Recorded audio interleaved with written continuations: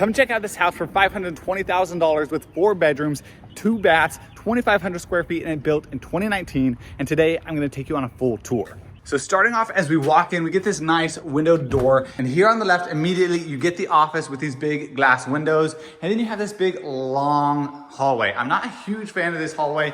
And then over here, you have the first bedroom on the right, just standard sized bedroom. And then you have a bit of a closet as well.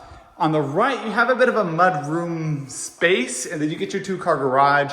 Over here on the left, you're gonna see that you open up into the living space, the kitchen. I love this big quartz island, a lot of space. I love that the sink faces the living room. I think it's great having this extra counter space right here as well. I do wish it was double oven. You get a nice space for a big refrigerator. I think the pantry is quite small for what you're paying, about $500,000, and certainly by today's standards. Having a 4-burner gas stove is amazing, the best way to cook. And then I do like this kind of hexagonal shape of a backsplash, very nice touch. Over here on the right, you get another hallway. On the left, you're gonna see space for another refrigerator, washer, dryer room. You get another bedroom, great for kiddos. And then you're gonna have over here another bedroom right here. Now, I like what they did with the shiplap. However, I think the execution leaves a bit to be desired.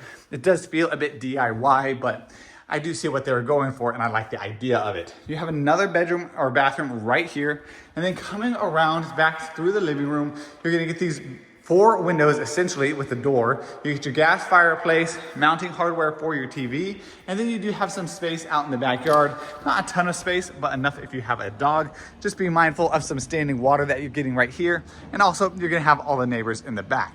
Now, going back inside, you're gonna see that the primary bedroom is actually tucked away down this hallway.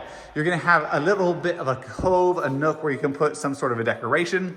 And then you get the primary bedroom, a lot of natural light. I love these 3 big windows, plantation shutters. And then you get the primary bathroom suite. Huge soaker tub. I wish it was freestanding. I do like that you get these double vanities right here. So you get your separate space, his and hers, bit of a medicine cabinet right there. And then you also do get double closets. You get his closet right there, and then probably hers because this one is much bigger. You also get this stand-up shower, which I kind of hate, to be honest.